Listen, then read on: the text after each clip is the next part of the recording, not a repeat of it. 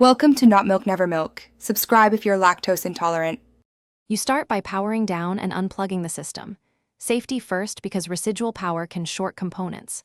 Once done, open the case and ground yourself. Your skin equalizes static to protect the GPU. Next, orient the card so you can see the bracket and the backplate screws. Some are hidden under PCIe bracket screws or foam. You should remove the PCIe latch, and if present, any power connectors seating.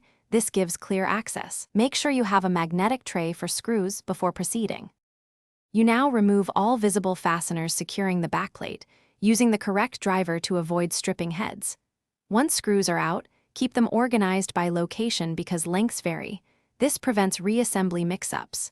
If the backplate is stuck with thermal tape or adhesive, slowly separate it while heating slightly with a hair dryer or using isopropyl alcohol to dissolve residue.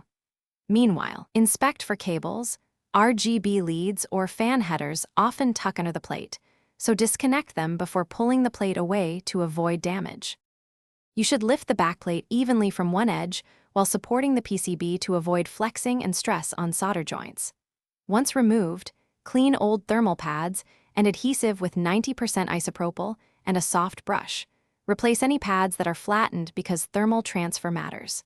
Reconnect headers and reinstall screws in their original positions.